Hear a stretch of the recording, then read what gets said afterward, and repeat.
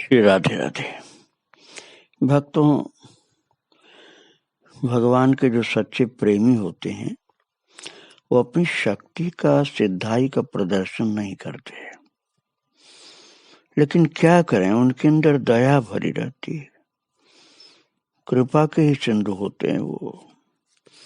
इसलिए जब बहुत ज्यादा किसी को दुखी देखते हैं तो वो दया का पात्र ही हृदय से छलक पड़ता है, उनका हृदय वाला पात्र, और अपने आप मुख से उनके शब्द ऐसे निकलते हैं कि जो उस जीव का दुख दूर करने के लिए सक्षम हो जाते हैं। आप कल सुन रहे थे श्री स्वामी रसिक माधुरी शरण जी की चरितावली, जिसमें मैंने प्रभु की कृपा से आपको बतलाया था कि कीर्तन में रज्जन मूर्छित होकर प्राणांत की स्थिति में पहुंच चुका था। कभी भी अपना चरण धुलवाने और चरणामृत देने की इच्छा जो न करते थे, वो तुरंत बोले रसिक माधुरी जी की मेरा चरणामृत ले जाओ और तुरंत पिलाओ, और पिलाया गया तो ठीक हो गया। ऐसा स्वभाव था नहीं कि चरणामृत पिलाना चाहते थे, लेकिन स्नेह जो वात्सल्य था उसके कारण ये करना पड़ा। इसी तरह से रसिक माधुरी शरण जी राधा कृष्ण की लीला के संबंध में अपने दिव्य अनुभवों को भी यत्न पूर्वक छिपा कर रखते थे।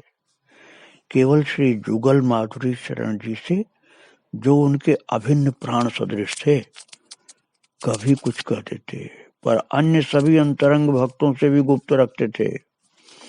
उनके साथ एक बार वो बरसाना गए, रात में वहीं रहे, और रात्रि के समय अनायास उनके मुख से निकला, कुछ नहीं कुछ नहीं, इतना बोलकर चुप हो गए।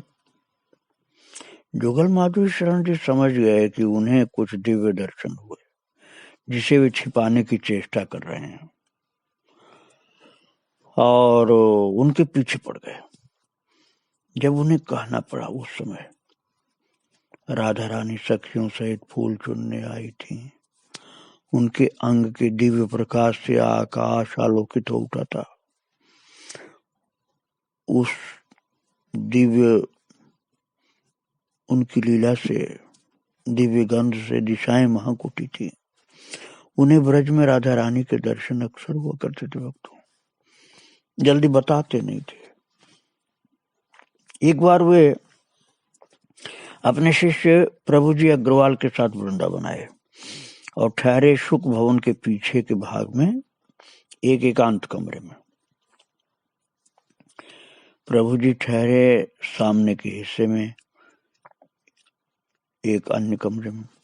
रात्रि 2 बजे उनकी नींद खुली तो चांदनी के प्रकाश में उन्हें लगा कि सवेरा हो गया। वे गए गुरु जी को दंडवत करने। वहां देखी कि एक मनोरम फुलवारी के बीच दिव्य शैया और गुरु जी को शैया के नीचे बैठे ध्यान करते। गुरु जी के ध्यान में विघ्न न पड़े इसलिए चुपचाप लौट आए। किसी से पूछने पर पता चला कि अभी 2 ही बजे हैं, तो सो गए। सवेरे उठ करके फिर गए गुरु जी को देखने के लिए, तो देखा कि वहां न फुलवारी है न शैया है।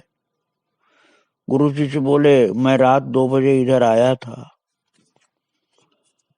तो आपको एक सुंदर फुलवारी के बीच एक शैया के नीचे बैठे देखा था। वो फुलवारी और शैया क्या मेरा भ्रम था? रसिक माधुरी शरण जी समझ गए कि वे मानसिक चिंतन में जिस लीला के दर्शन कर रहे थे वो बाहर प्रकट हो गई थी। उसी के भाग्यवान शिष्य को दर्शन हुए थे, वही छवि देखे थे। वो केवल शैया पर पौधे जुगल उसे नहीं दिखे थे, मतलब राधा कृष्ण उनको शैया पर नहीं दिखलाई पड़े थे, शैया का दर्शन हुआ था। उन्होंने उसका कुछ भी जिक्र न करते हुए कहा, प्रभु तुम भाग्यवान हो, तुम्हें राधा रानी की कृपा से दिव्य वृंदावन के दर्शन हुए। ऐसे ही एक बार रसिक माधुरी शरण जी वृंदावन में यमुना तट पर अपनी गुरु बहिन कलावती बाई जी भार्गव के घर ठहरे हुए थे। दिन में लीला चिंतन करते समय उन्होंने देखा यमुना में युगल को सखियों सहित नौका विहार करते।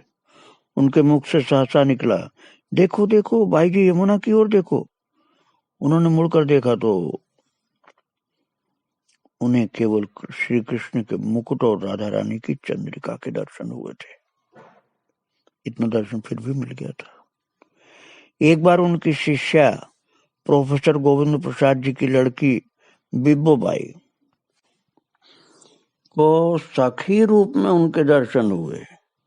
वे समझे कि आज उन्होंने लहंगा फरिया और आभूषण आज धारण कर सखी का ही रूप बनाया है। उस रूप में उन्हें दंडवत कर वे जैसे उठे, उनका साधारण सा रूप दिखा, रोजाना वाला।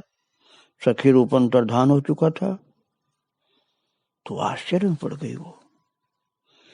एक बार स्वामी रसिक माधुरी शरण जी के गुरु भाई स्वामी रूप माधुरी जी ने शयन में देखा कि राधा रानी निकुंज में सिंहासन पर विराजमान है। बगल में एक और सरस माधुरी जी, दूसरी ओर रसिक माधुरी शरण जी सखी रूप में खड़े हैं और वो भी निकुंज में प्रवेश पाने को इच्छुक हैं। पर सरस माधुरी शरण जी उन्हें सीधे न बुलाकर रसिक माधुरी शरण जी से उन्हें भीतर लेने को कह रहे थे। तब से रसिक माधुरी शरण जी के प्रति उनकी विशेष निष्ठा हो गई। मानसी सेवा करते करते रसिक माधुरी जी की स्थिति ऐसी हो गई थी कि वो मानसी सेवा में हरदम डूबे रहते, बाह्य जगत को बिल्कुल भूले रहते। प्रिया प्रीतम की मधुर छवि उनके मानचित्र नेत्रों के सामने सदा बनी रहती, जैसे मन में चित्र बनता था वही छवि बनी रहती थी उनकी। और वे उसकी मधुरमा का पान करके छके रहते।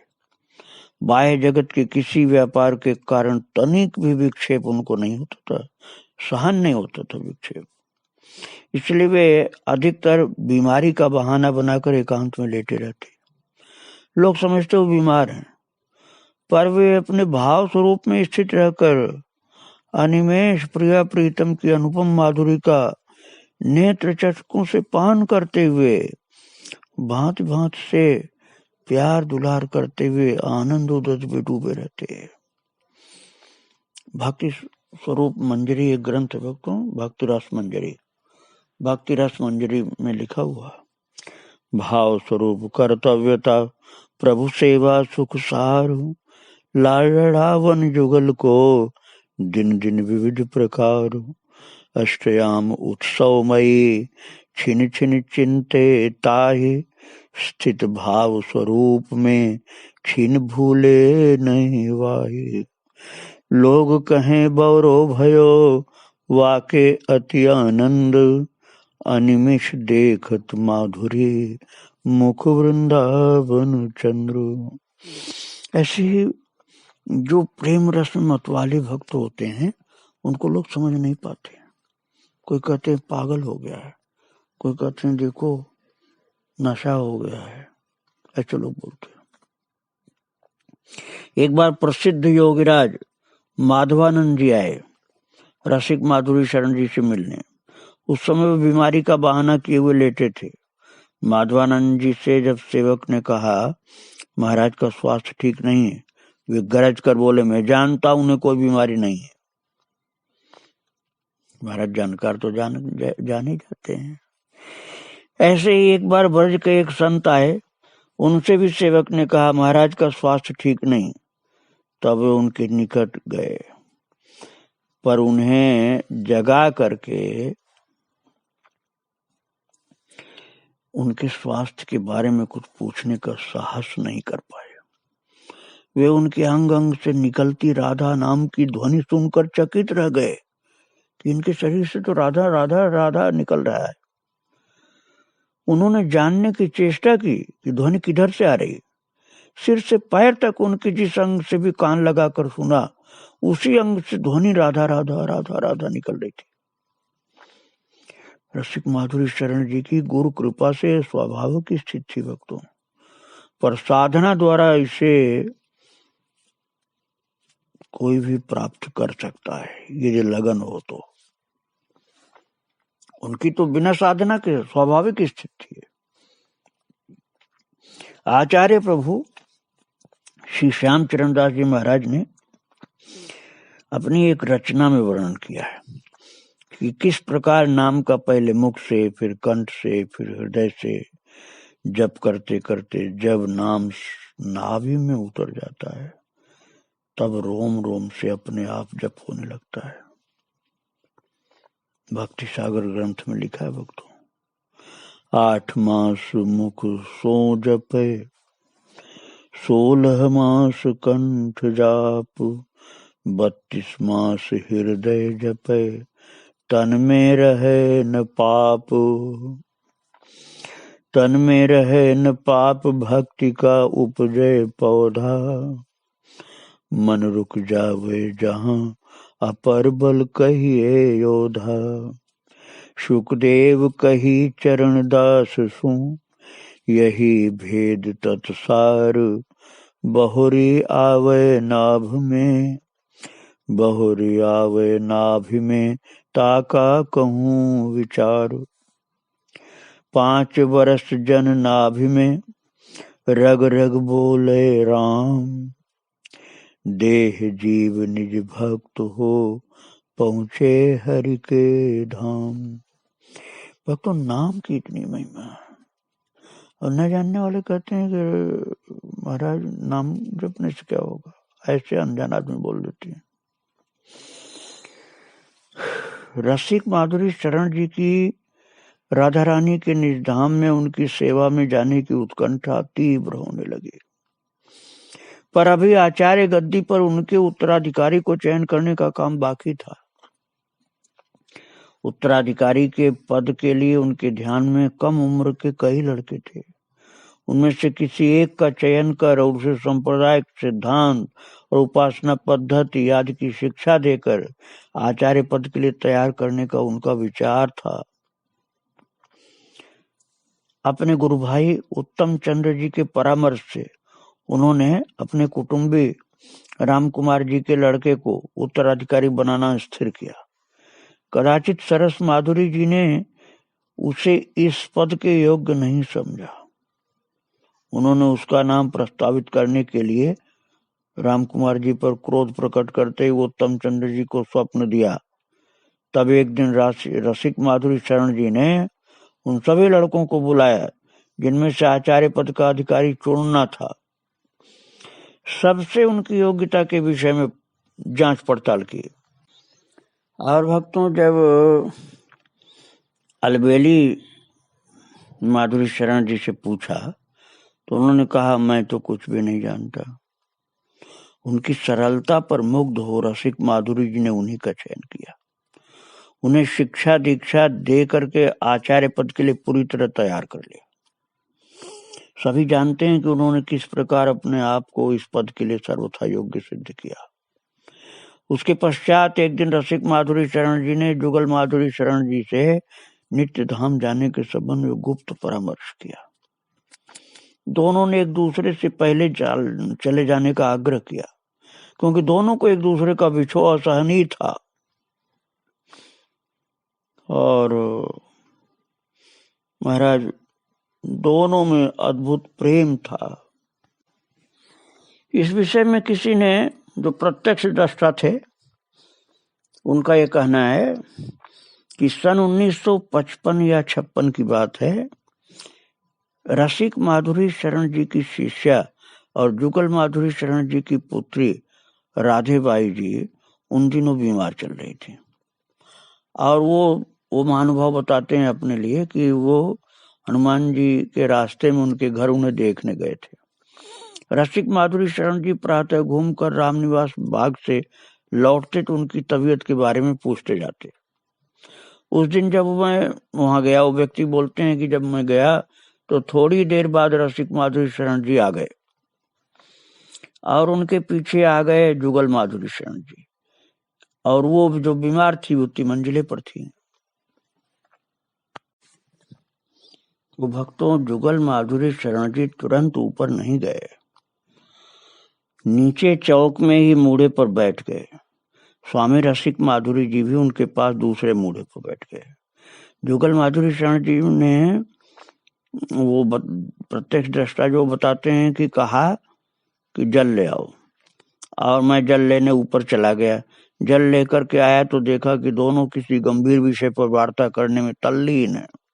इतना तल्लीन कि उनके किसी आने का भी पता उनको नहीं चल रहा है। और वो बोलते हैं कि मैं चुपचाप खड़ा रहा, मेरे कान में पड़े रसिक माधुरी शरण जी के शब्द, क्या पहले मैं जाऊंगा, उम्र से क्या होता है, पहले जाना मुझे ही है।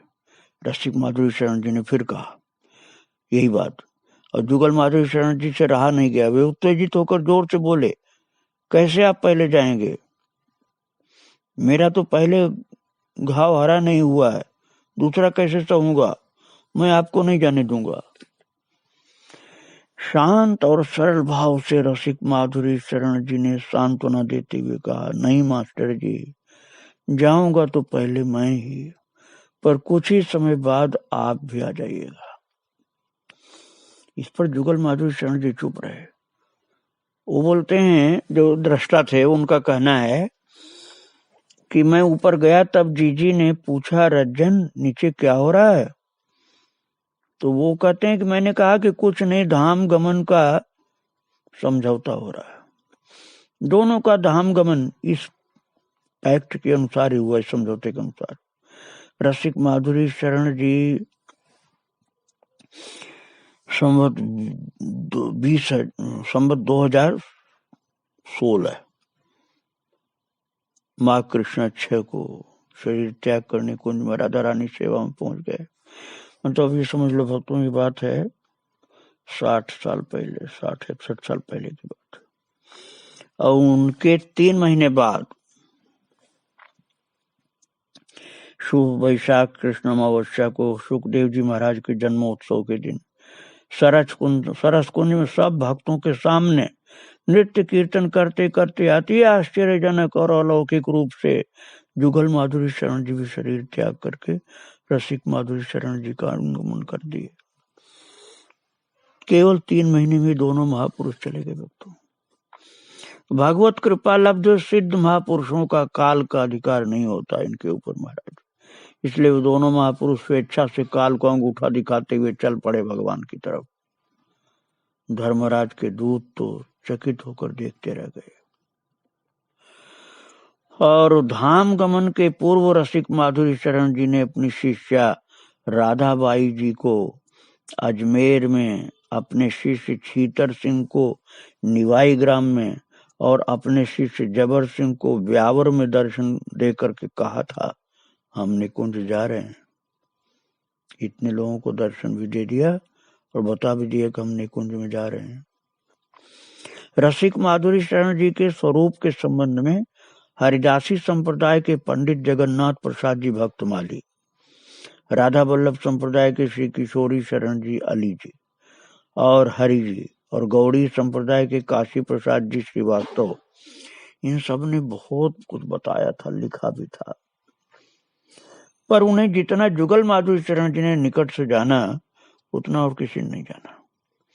उन्होंने सरस माधुरी शरण जी का दूसरा रूप रसिक माधुरी जी को बताया और कहा ऐसा सरस प्रताप ग्रंथ में, दूजा सरस रूप ही मानु, फिर प्रगटे यह रूप प्रभानु। यह मानस सरस सरोवर का पंकज ही आके प्रकट हुआ, जिस मानस में अमरापुर के सब ही निधि आके समाई है। श्री राधे श्याम ध्वनि जिनके बस रोम रोम ही छाए रहे, वो ही ध्वनि प्यारी प्राणों से हो मूर्तिमान प्रगटाए है। सरस माधुरी शरण जी की तरह ही रसिक माधुरी शरण जी ने भक्ति की सरिता बहाई है और अनेक जीवों को शिष्य बनाकर उनका उद्धार किया। सरिता बहे भक्त की द्वारे, अनगिन पतित जीव उद्धारे, पितु समान सब लक्षण धारे, नर नारी तन मन धन वारे। ऐसी उनकी महिमा का गान सरस प्रताप ग्रंथ में है। जैसे सरस प्रताप जी थे, ऐसे रसिक माधुरी शरण जी महाराज। कहते हैं कि सिद्ध महापुरुष धाम गमन के पश्चात भी एक स्वरूप से भूतल पर रहकर अपने शिष्यों को भजन संबंधी आदेश निर्देश देते रहते हैं। संकट के समय उनकी सहायता करते हैं और भांत भांत से उनका साज संभाल करते हैं। ये सिद्धों की बात है भक्तों।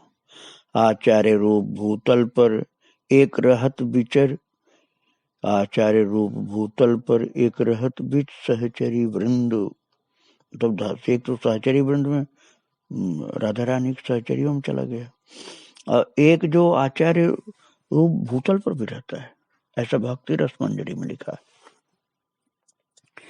रसिक माधुरी शरण जी के संबंध में कई बार ऐसा देखा गया।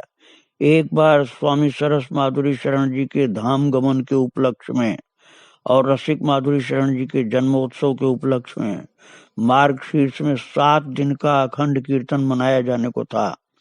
ये कीर्तन बहुत दिनों से होता आ रहा था, पर एक बार जाड़े के कारण रात का कीर्तन बंद कर देने का विचार किया गया। बहुत तेज सर्दी थी। उसी दिन रात को तुलसीबाई जी ने स्वप्न में रसिक माधुरी शरण जी को छत के ऊपर कीर्तन करते देखा। तुलसीबाई जी ने कहा, महाराज आप ठंड के समय ऊपर कीर्तन क्यों कर रहे हैं? महाराज जी ने उत्तर दिया, क्या करें, तुमने कीर्तन बंद कर दिया तो मुझे करना होगा। उसी रात रसिक माधुरी शरण जी उत्तम चंद्र जी से स्वप्न में बोले, रात का हरिनाम कीर्तन क्यों बंद कर रहे हो?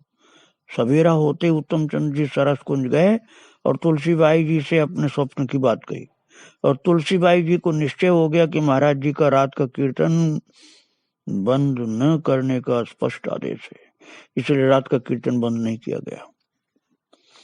एक बार राधा वल्लभ संप्रदाय के भक्त हरि जी के मन में आया कि रसिक माधुरी शरण जी के समय उन्हें हर आचार्य उत्सव में आमंत्रित किया जाता था, अब नहीं किया जाता। तो उन्हें सुखदेव जी महाराज के उत्सव में, बल्कि उत्सव के एक दिन पहले ही दिन रात में ऐसा लगा कि रसिक माधुरी शरण जी ने घर का दरवाजा खटखटाया और कहा, हरि जी कल उत्सव आना। रायधना राजस्थान के भक्त श्री जगदीश दास जी राठौड़ ने स्वामी रसिक माधुरी शरण जी के उत्सव में गाए जाने के लिए उनकी बधाइयां लिखी, पर किसी कारण से उत्सव में जाने का विचार छोड़ दिया। तो उनसे स्वप्न में कहा, उत्सव में नहीं आइए क्या? उत्सव में आइए। तब वो उत्सव में गए, वहां उनकी लिखी बधाइयों का गायन हुआ। कितने भक्तों के अनुभव हैं भक्तों। शिष्या गोविंदी बाई जी के आंख के ऑपरेशन के समय वे उन्हें तब तक अपने पास खड़े दिखे जब तक ऑपरेशन समाप्त नहीं हुआ। शिष्या गुलाब बाई को धर्मदूत लेने आए तो उन्हें भगा दिया। बाद में स्वयं उन्हें लेने के लिए गए और ले जाने के 8 दिन पहले उनसे तैयार हो जाने को कहा। उन्होंने उसी समय किसी के साथ जाकर नंदगांव बरसाना आदि के दर्शन किए और गोवर्धन की परिक्रमा की। फिर वृंदावन में रुककर गुरुदेव जी की प्रतीक्षा करती रहीं। वहीं से वो उनको ले गए। भगवत पार्षद थे ना वो। गुरु शिष्य का संबंध ऐसा होता है भक्तों। गुरु शिष्य या गुरु शिष्य का संबंध ऐसा होता है कि गुरु जी महाराज शिष्य का ख्याल रखते हैं। ये किसी लौकिक संबंध की तरह टूट जाने वाला नहीं होता भक्तों। एक बार जीव गुरु का हो जाए, बस भाव से होना जरूरी होता है, तो सदा के लिए उनका हो जाता है। वे सदा उसके आगे पीछे रहकर उसकी साज संभाल करते रहते हैं और उससे प्रभु के निज धाम में उसके प्रभु के चरणों तक पहुंचा कर रहते हैं। भले रसिक माधुरी शरण जी शरीर से नहीं हैं, लेकिन आज भी भक्तों को संभालते हैं। उनके चरणों में बारंबार प्रणाम। श्री राधे राधे। जय श्री राधे राधे।